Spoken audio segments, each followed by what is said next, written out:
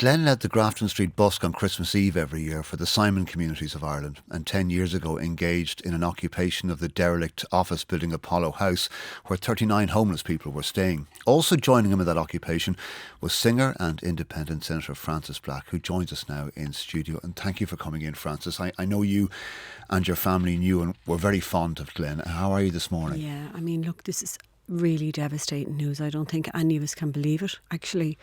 You know, I was talking to my sister Mary yesterday, and she said she only spoke to him a few weeks ago at a funeral, and she had a lovely conversation with him. Danny and Roisin and my daughter, my son, we're all just heartbroken, and we wouldn't have been that close. We weren't close friends with him, but we all knew him, and we were all very, he was so, in everything he did, Glen was so inclusive. You know, he brought people together. That was the one thing. He had this kind of magnetic force of bringing people together. And there was no airs and graces about Glen. He had no, if you were a performer, a musician, if you were in the industry, even if it was just at a session, he just totally respected you. And he just brought people together, and it's just devastating. Tell us about how you did know him. Well, I suppose I would have met him years ago. I mean, many years ago, probably over 35 years ago, when the first time I came across Glen was at a party, actually. Luca Bloom held a party. I think it was a birthday party for somebody, maybe for his partner, his girlfriend, and that was the first time that I heard Glen sing.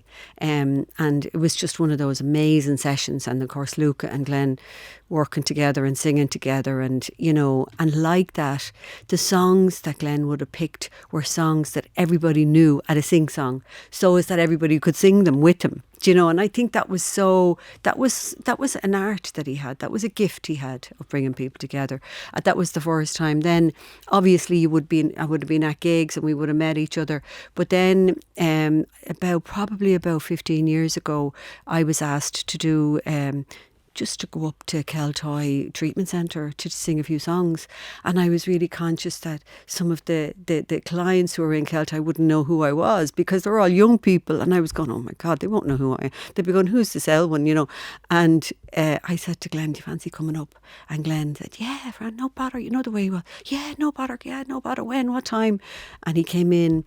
And of course, all the clients who were there were just blown away by the fact that Glen Hansard came in. It was at Christmas time, and he sang with them, he talked to them, we had tea with them, and it was magical. That's the only way I can describe it to you. It was just one of those magical moments that I'll never forget, and I'll always be indebted to him. So you, your nephew Danny of the Coronas, and your daughter Aoife Scott, you all got to sing with them, yes? Well, yeah. I mean, I know Aoife sang with them. She sang the Old Triangle. That was one of his big pieces. Danny, of course, and Roisin would have sang with him at the Christmas at the Busk, and I would have sang the Old Triangle with him at probably that time in Keltoy. We sang songs together, so yeah, there was no doubt about it. We all got to sing with him. And then more recently, I was in New York. We bumped into each other. He said, "Oh, I'm up," it was like meeting your old pal. Come on up. We're up in the Beacon Theatre. Myself and Dermot Kennedy. Dermot's going to be doing guest. And come on up. And myself and Don O'Neill from Kerry and his husband, we all went up to the gig and we all hung out then afterwards. Do you know what I mean? It was like so natural and normal, and there was just... he was just a magical human being. That's the only way I can describe him to you. In any other circumstance, if you had been speaking to me on Morning Ireland today, he probably would have texted you afterwards to say he heard you. Because even now, a few years ago around the COVID, there was a documentary done about the woman's heart, and we all took part. And the first text I got was from Glen. He said, "Wow," and I was looking back over it this morning, over all the texts that I got from him, and even after the Beacon Theatre in New York gig, and I had texted him, I said that was mind blown. That was because Marquita was there that night as well, and they performed Fallen, and it was just unbelievable.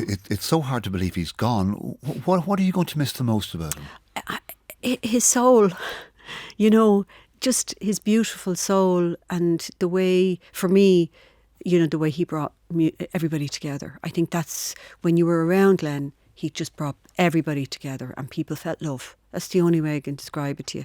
We all felt loved by him, and we will absolutely miss, and my deepest condolences to his beautiful partner and his little boy and all his family, but also all the people that worked with him, his band, the Frames, incredible band, you know, and all, you know, the crew and everybody that he touched everybody's life. And my deepest condolences to all of his fans, you know, everybody in Ireland, you know, everybody out in RTÉ here that would have touched his life, the people that he had a sing-song with the other night.